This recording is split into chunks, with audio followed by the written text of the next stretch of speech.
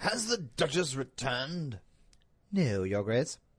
Knowles came farther into the room. He had a letter on a salver.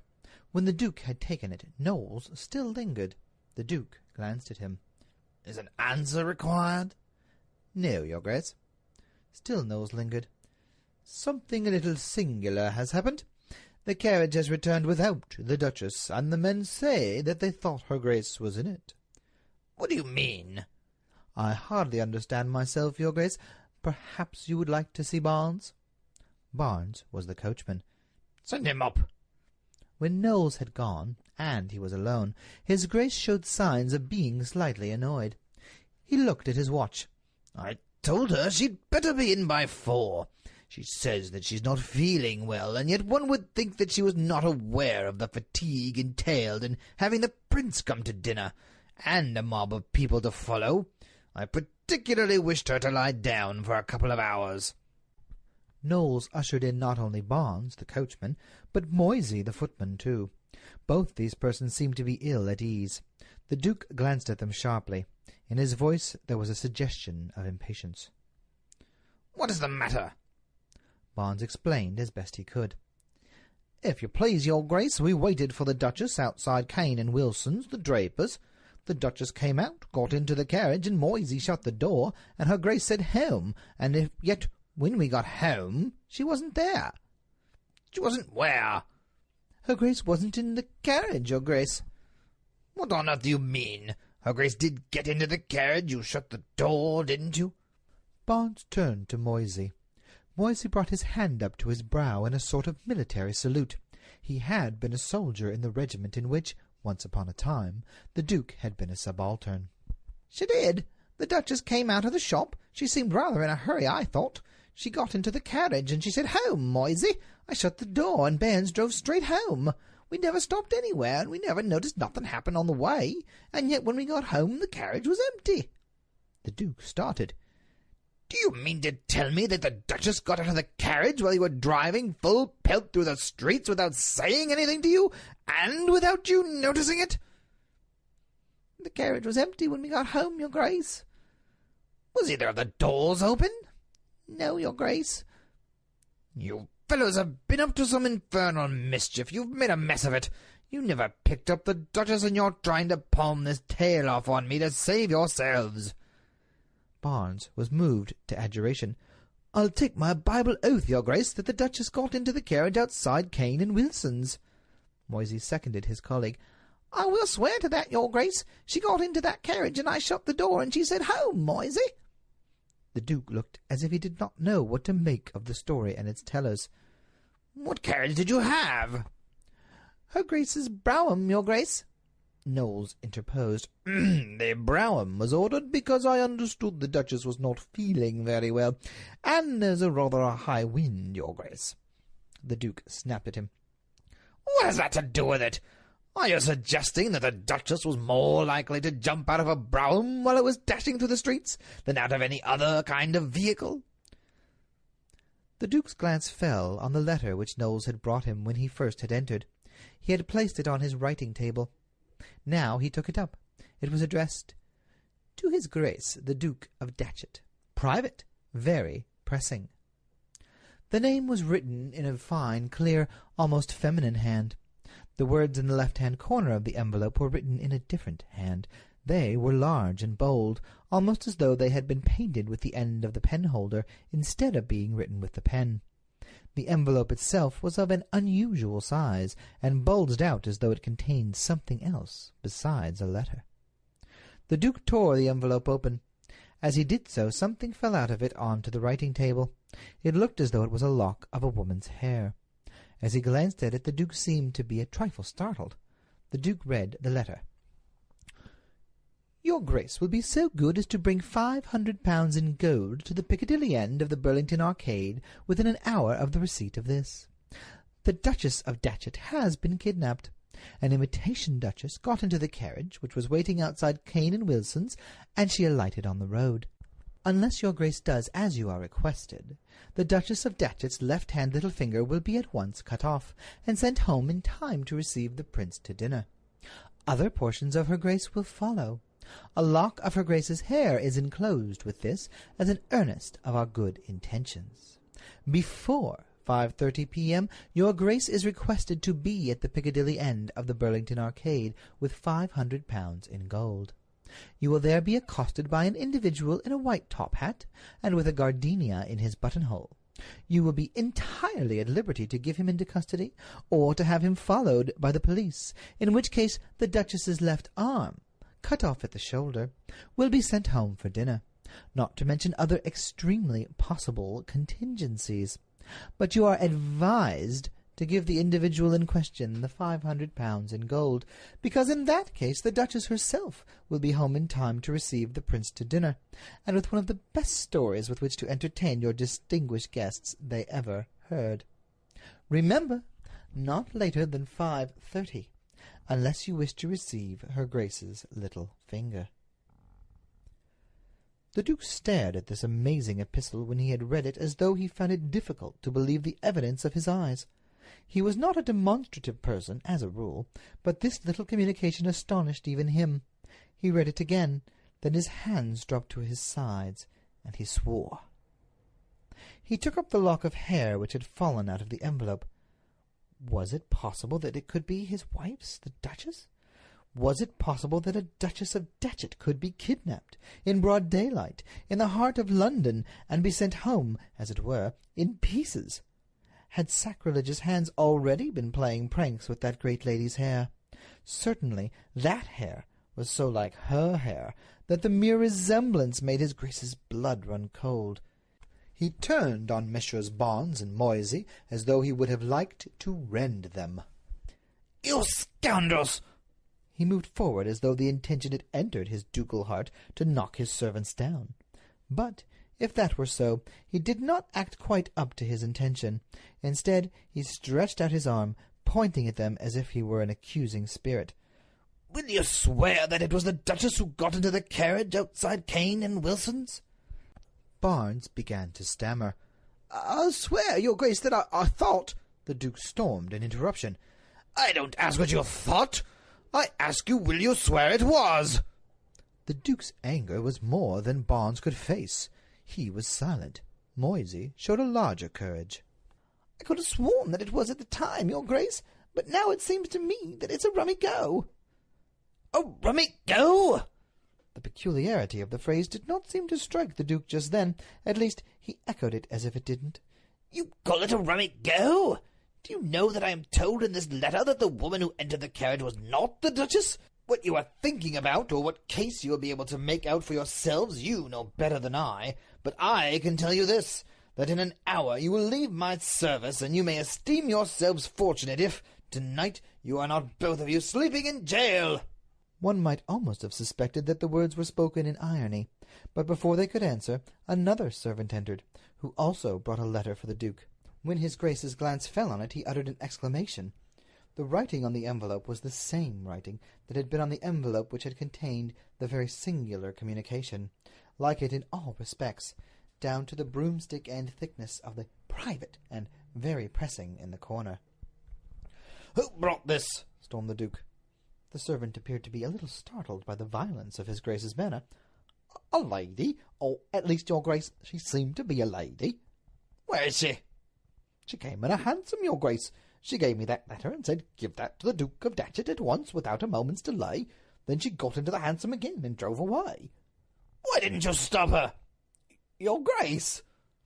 The man seemed surprised, as though the idea of stopping chance visitors to the ducal mansion Viet Army had not, until that moment, entered into his philosophy. The Duke continued to regard the man as if he could say a good deal if he chose. Then he pointed to the door. His lips said nothing, but his gesture much. The servant vanished. "Another hoax," the Duke said grimly as he tore the envelope open. This time the envelope contained a sheet of paper, and in the sheet of paper another envelope. The Duke unfolded the sheet of paper. On it some words were written, these: "The Duchess appears so particularly anxious to drop you a line that one really hasn't the heart to refuse her.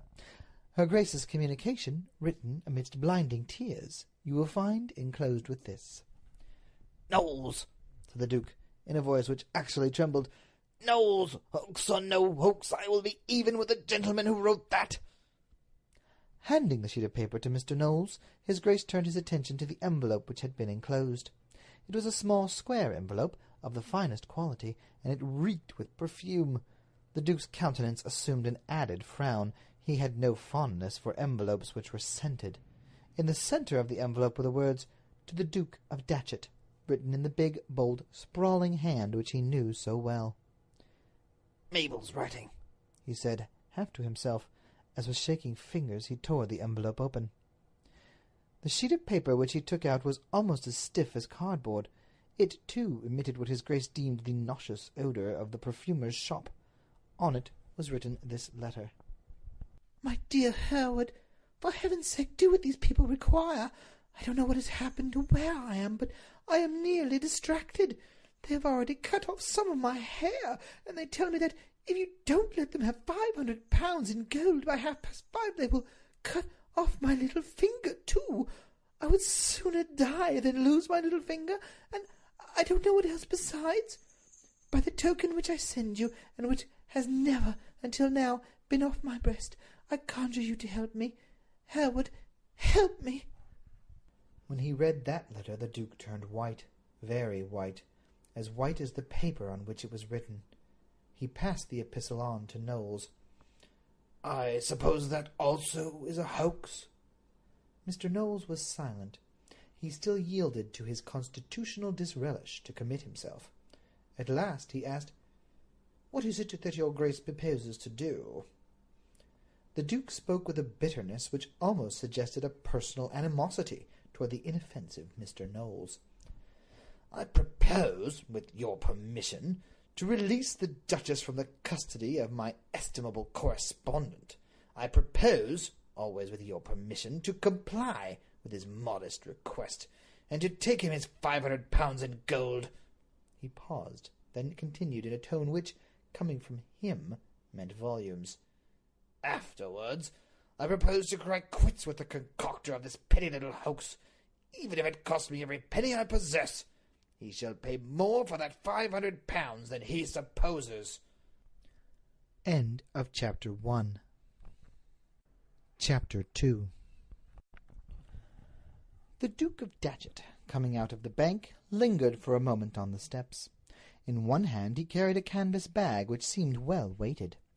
On his countenance there was an expression which, to a casual observer, might have suggested that his Grace was not completely at his ease. That casual observer happened to come strolling by. It took the form of Ivor Dacre. Mr. Dacre looked at the Duke of Datchet up and down in that languid way he has. He perceived the canvas bag. Then he remarked, possibly intending to be facetious, "Been robbing the bank? Shall I call a cart?" Nobody minds what Ivor Dacre says. Besides, he is the Duke's own cousin, perhaps a little removed, still there it is. So the Duke smiled a sickly smile, as if Mr. Dacre's delicate wit had given him a passing touch of indigestion. Mr. Dacre noticed that the Duke looked sallow, so he gave his pretty sense of humour another airing. "Kitchen boiler burst? When I saw the Duchess just now, I wondered if it had." His Grace distinctly started. He almost dropped the canvas bag. "You saw the Duchess just now, Ivor? When?" The Duke was evidently moved. Mr. Dacre was stirred to languid curiosity.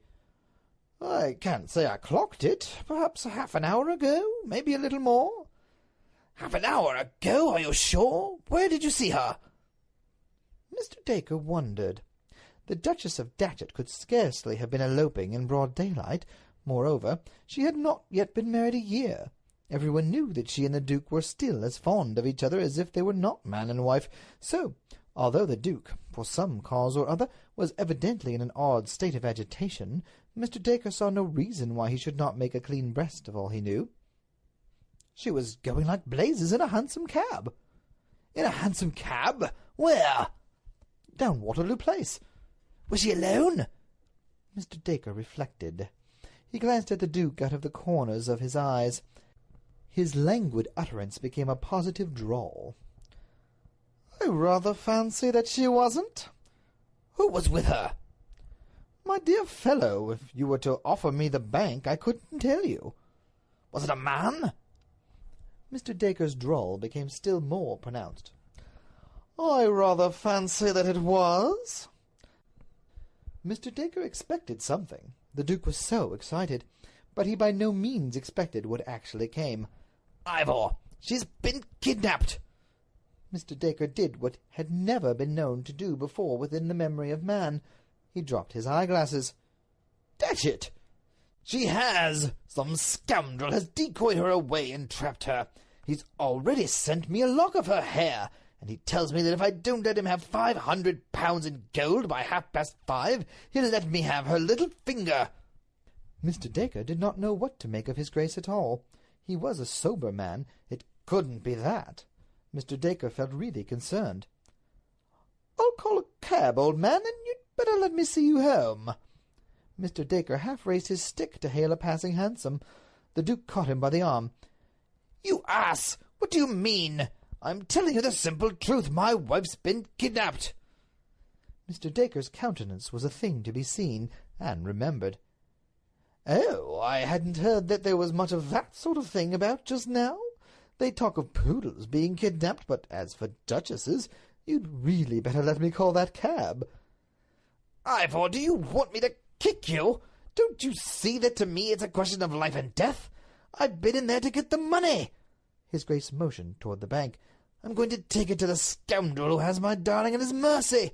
Let me but have her hand in mine again, and he shall continue to pay for every sovereign with tears of blood until he dies."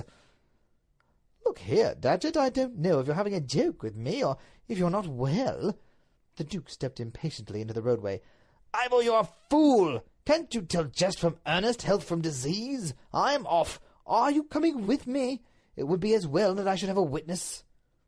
"Where are you off to?" "To the other end of the arcade." "Who is the gentleman you expect to have the pleasure of meeting there?" "How should I know?" The Duke took a letter from his pocket. It was the letter which had just arrived. "The fellow is to wear a white top hat and a gardenia in his buttonhole." "What is it you have there?" "It's the letter which brought the news. Look for yourself and see, but for God's sake make haste." His Grace glanced at his watch. "It's already 5:20. "And do you mean to say that on the strength of a letter such as this you are going to hand over £500 to—" The Duke cut Mr. Dacre short. "What are £500 to me? Besides, you don't know all. There is another letter, and I have heard from Mabel. But I will tell you all about that later. If you are coming, come." Folding up the letter, Mr. Dacre returned it to the Duke. "As you say, what are £500 to you? It's as well they are not as much to you as they are to me, I'm afraid." "Hang it, Ivor, do prose afterwards." The Duke hurried across the road. Mr. Dacre hastened after him. As they entered the arcade, they passed a constable. Mr. Dacre touched his companion's arm. "Don't you think we'd better ask our friend in blue to walk behind us? His neighbourhood might be handy." "Nonsense!" The Duke stopped short. "Ivor, this is my affair, not yours. If you are not content to play the part of silent witness, be so good as to leave me." "My dear Datchet, I'm entirely at your service. I can be every whit as insane as you, I do assure you." Side by side they moved rapidly down the Burlington Arcade. The Duke was obviously in a state of the extremest nervous tension. Mr. Dacre was equally obviously in a state of the most supreme enjoyment. People stared as they rushed past. The Duke saw nothing. Mr. Dacre saw everything, and smiled. When they reached the Piccadilly end of the arcade, the Duke pulled up. He looked about him. Mr. Dacre also looked about him. "I see nothing of your white-hatted and gardenia buttonholed friend," said Ivor. The Duke referred to his watch. "It's not yet 5:30. I'm up to time." Mr. Dacre held his stick in front of him and leaned on it. He indulged himself with a beatific smile. "It strikes me, my dear old Datchet, that you've been the victim of one of the finest things in hoaxes. I hope I haven't kept you waiting." The voice which interrupted Mr. Dacre came from the rear. While they were looking in front of them, someone approached them from behind, apparently coming out of the shop which was at their backs. The speaker looked a gentleman. He sounded like one, too. Costume, appearance, manner were beyond reproach, even beyond the criticism of two such keen critics as were these. The glorious attire of a London dandy was surmounted with a beautiful white top hat. In his buttonhole was a magnificent gardenia. In age the stranger was scarcely more than a boy, and a sunny-faced, handsome boy at that. His cheeks were hairless, his eyes were blue. His smile was not only innocent, it was bland. Never was there a more conspicuous illustration of that repose which stamps the caste of Vere de Vere. The Duke looked at him and glowered. Mr. Dacre looked at him and smiled. "Who are you?" asked the Duke. "Ah, that is the question." The newcomer's refined and musical voice breathed the very soul of affability. "I am an individual who is so unfortunate as to be in want of £500. "Are you the scoundrel who sent me that infamous letter?" The charming stranger never turned a hair. "I am the scoundrel mentioned in that infamous letter who wants to accost you at the Piccadilly end of the Burlington Arcade before 5:30, as witness my white hat and my gardenia." "Where's my wife?" The stranger gently swung his stick in front of him with his two hands. He regarded the Duke as a merry-hearted son might regard his father. The thing was beautiful. "Her Grace will be home almost as soon as you are, when you have given me the money, which I perceive you have all ready for me in that scarcely elegant-looking canvas bag." He shrugged his shoulders quite gracefully. "Unfortunately, in these matters one has no choice. One is forced to ask for gold." "And suppose, instead of giving you what is in this canvas bag, I take you by the throat and choke the life right out of you?" "Or suppose," amended Mr. Dacre, "that you do better, and commend this gentleman to the tender mercies of the first policeman we encounter." The stranger turned to Mr. Dacre. He condescended to become conscious of his presence. "Is this gentleman your Grace's friend?" "Ah, Mr. Dacre, I perceive. I have the honour of knowing Mr. Dacre, though possibly I am unknown to him." "You were, until this moment." With an airy little laugh, the stranger returned to the Duke. He brushed an invisible speck of dust off the sleeve of his coat. "As has been intimated in this infamous letter, his Grace is at perfect liberty to give me into custody. Why not? Only," he said it with his boyish smile, "if a particular communication is not received from me in certain quarters, within a certain time, the Duchess of Datchet's beautiful white arm will be hacked off at the shoulder." "You hound!" The Duke would have taken the stranger by the throat, and have done his best to choke the life right out of him then and there, if Mr. Dacre had not intervened. "Steady, old man!" Mr. Dacre turned to the stranger. "You appear to be a pretty sort of scoundrel." The stranger gave his shoulders that almost imperceptible shrug. "Oh, my dear Dacre, I am in want of money. I believe that you sometimes are in want of money, too." Everybody knows that nobody knows where Ivor Dacre gets his money from, so the allusion must have tickled him immensely. "You're a cool hand," he said. "Some men are born that way." "So I should imagine. Men like you must be born, not made." "Precisely as you say." The stranger turned with a graceful smile to the Duke. "But are we not wasting precious time? I can assure your Grace that, in this particular matter, moments are of value." Mr. Dacre interposed before the Duke could answer. "If you take my strongly urged advice, Datchet, you will summon this constable who is now coming down the arcade, and hand this gentleman over to his keeping. I do not think that you need fear that the Duchess will lose her arm, or even her little finger. Scoundrels of this one's kidney are most amenable to reason when they have handcuffs on their wrists." The Duke plainly hesitated.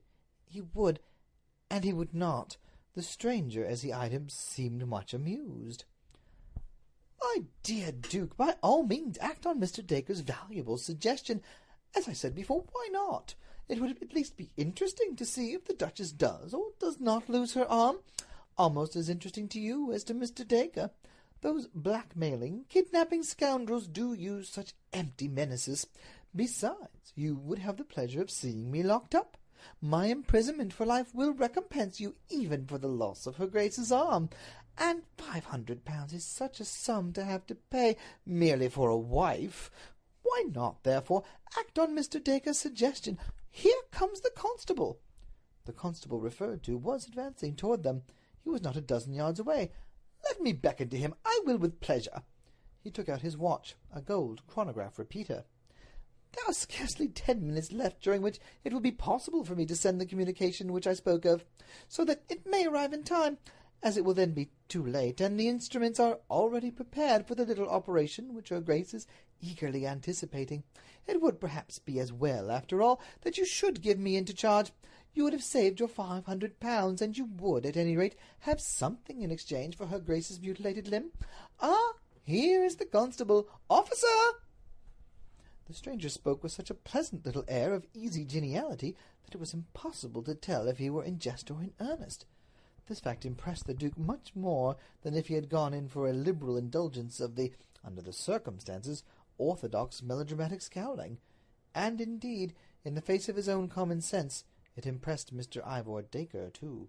This well-bred, well-groomed youth was just the being to realize, au bout des ongles, a modern type of the devil, the type which depicts himself as a perfect gentleman, who keeps smiling all the time. The constable whom this audacious rogue had signalled approached the little group. He addressed the stranger. "Do you want me, sir?" "No, I do not want you. I think it is the Duke of Datchet."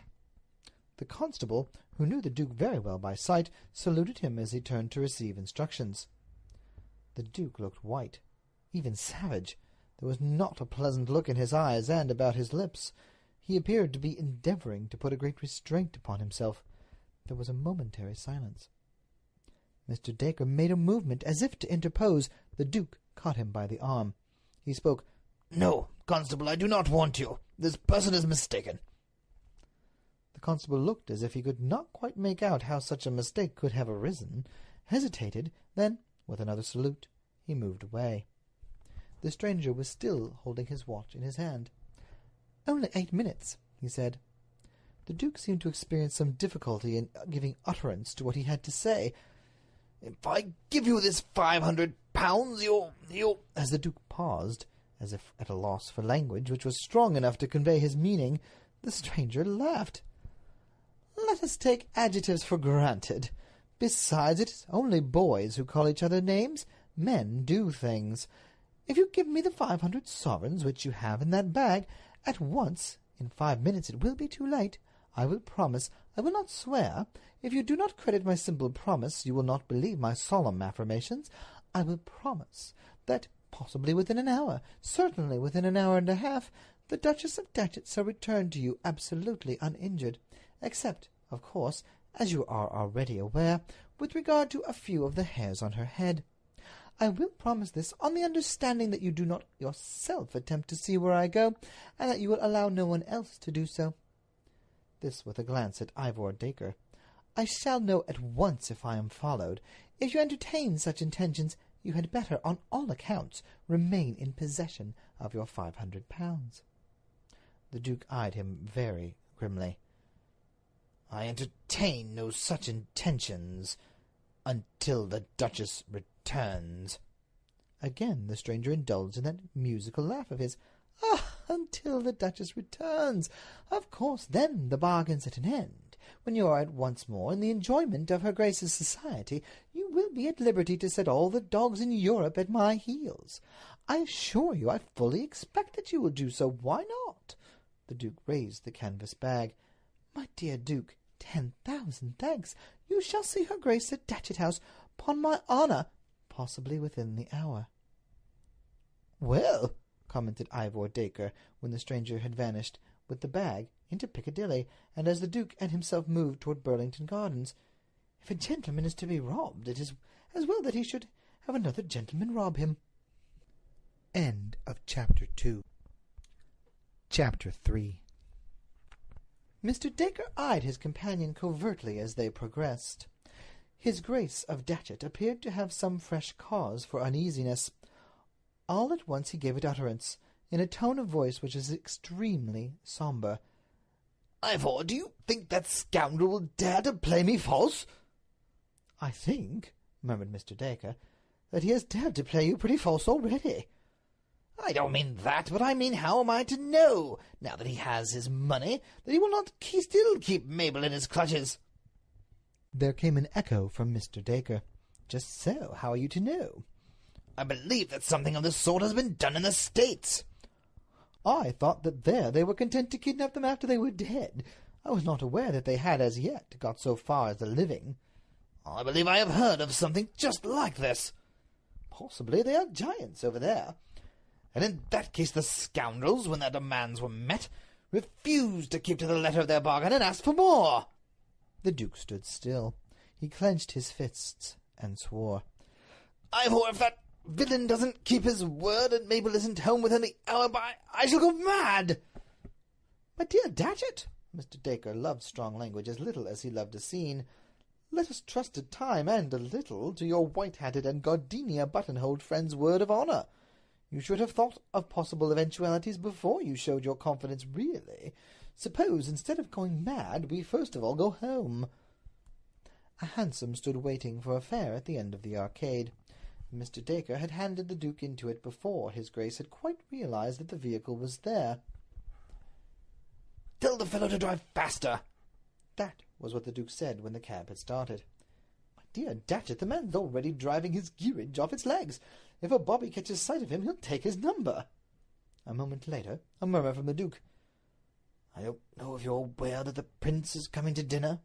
"I am perfectly aware of it." "You take it uncommonly cool. How easy it is to bear our brother's burdens. Ivor, if Mabel doesn't turn up, I shall feel like murder." "I sympathize with you, Datchet, with all my heart, though I may observe, parenthetically, that I very far from realize the situation even yet. Take my advice. If the Duchess does not show quite as soon as we both of us desire, don't make a scene. Just let me see what I can do." Judging from the expression of his countenance, the Duke was conscious of no overwhelming desire to witness an exhibition of Mr. Dacre's prowess. When the cab reached Datchet House, his Grace dashed up the steps 3 at a time. The door flew open. "Has the Duchess returned?" "Hereward!" A voice floated downward from above. Someone came running down the stairs. It was her Grace of Datchet. "Mabel!" She actually rushed into the Duke's extended arms, and he kissed her, and she kissed him, before the servants. "So you're not quite dead?" she cried. "I am almost," he said. She drew herself a little away from him. "Hereward, were you seriously hurt?" "Do you suppose that I could have been otherwise than seriously hurt?" "My darling, was it a Pickford's van?" The Duke stared. "A Pickford's van? I don't understand, but come in here. Come along, Ivor. Mabel, you don't see Ivor." "How do you do, Mr. Dacre?" Then the trio withdrew into a little anteroom. It was really time.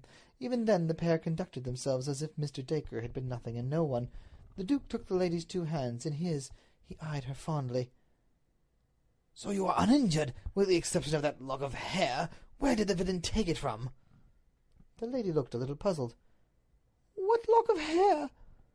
From an envelope which he took from his pocket, the Duke produced a shining tress. It was the lock of hair which had arrived in the first communication. "I will have it framed." "You will have what framed?" The Duchess glanced at what the Duke was so tenderly caressing, almost, as it seemed, a little dubiously. "Whatever is it you have there?" "It is the lock of hair which that scoundrel sent me." Something in the lady's face caused him to ask a question. "Didn't he tell you he had sent it to me?" "Hereward!" "Did the brute tell you he meant to cut off your finger?" A very curious look came into the lady's face. She glanced at the Duke as if she, all at once, was half afraid of him. She cast at Mr. Dacre what really seemed to be a look of inquiry. Her voice was tremulously anxious. "Hereward, did the accident affect you mentally?" "How could it not have affected me mentally? Do you think my mental organization is of steel?" "But you look so well." "Of course I look well now that I have you back again. Tell me, darling, did that hound actually threaten you with cutting off your arm? If he did, I shall feel half inclined to kill him yet." The Duchess seemed positively to shrink from her better half's near neighbourhood. "Hereward, was it a Pickford's van?" The Duke seemed puzzled. Well, he might be. "Was what a Pickford van?" The lady turned to Mr. Dacre. In her voice there was a ring of anguish. "Mr. Dacre, tell me, was it a Pickford's van?" Ivor could only imitate his relative's repetition of her inquiry. "I didn't quite catch you. Was what a Pickford's van?" The Duchess clasped her hands in front of her. "What is it you're keeping from me? What is it you're trying to hide? I implore you to tell me the worst, whatever it may be. Do not keep me any longer in suspense. You do not know what I've already endured. Mr. Dacre, is my husband mad?"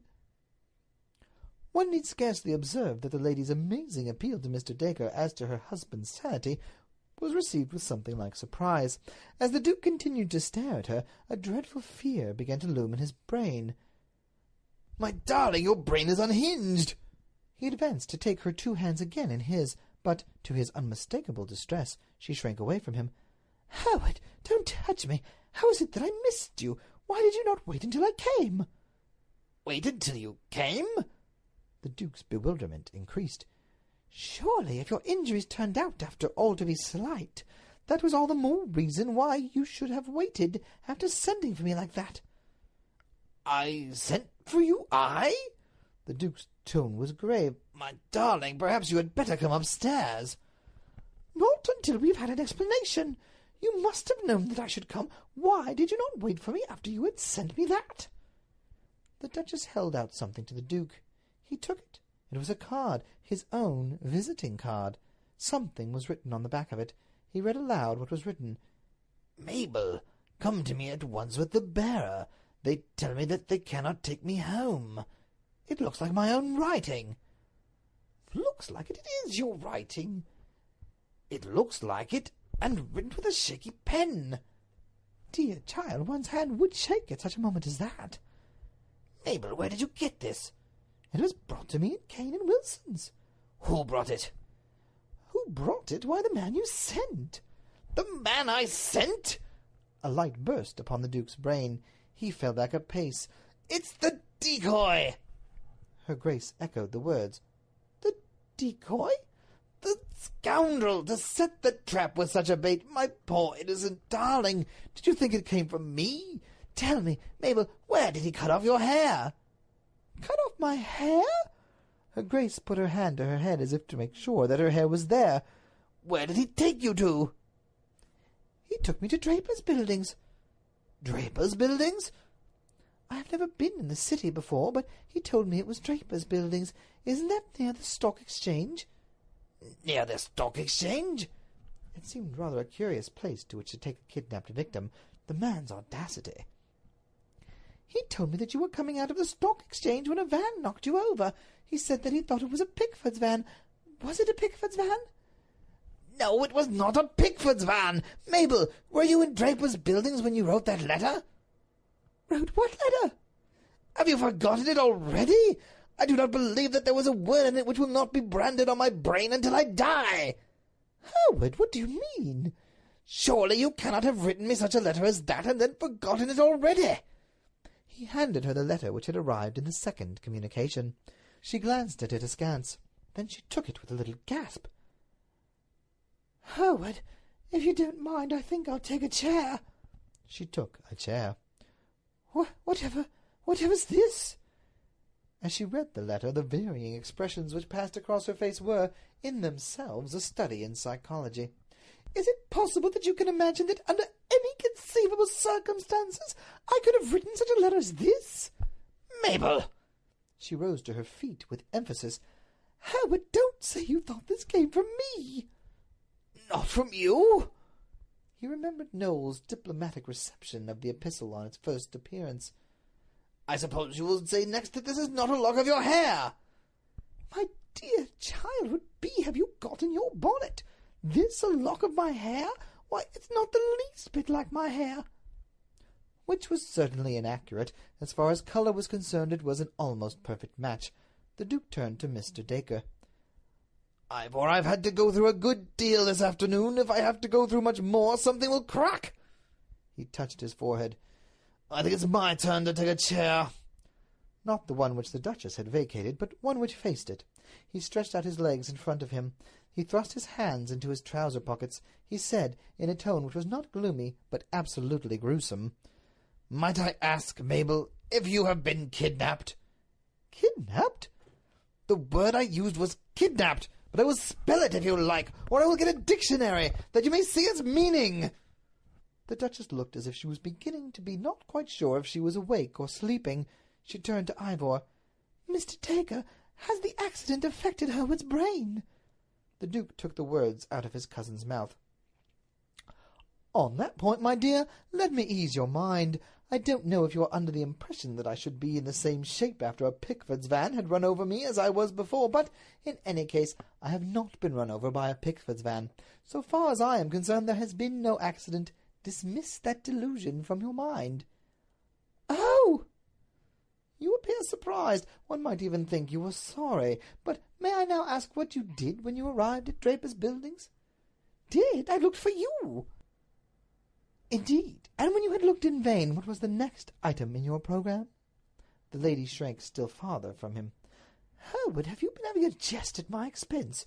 Can you have been so cruel?" Tears stood in her eyes. Rising, the Duke laid his hand upon her arm. "Mabel, tell me, what did you do when you had looked for me in vain?"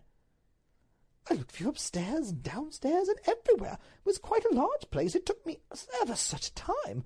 I thought that I should go distracted. Nobody seemed to know anything about you, or even that there had been an accident at all. It was all officers. I couldn't make it out in the least, and the people didn't seem to be able to make me out either. So, when I couldn't find you anywhere, I came straight home again." The Duke was silent for a moment. Then, with a funeral gravity, he turned to Mr. Dacre. He put to him this question. "Ivor, what are you laughing at?" Mr. Dacre drew his hand across his mouth with a rather suspicious gesture. "My dear fellow, only a smile." The Duchess looked from one to the other. "What have you two been doing? What is the joke?"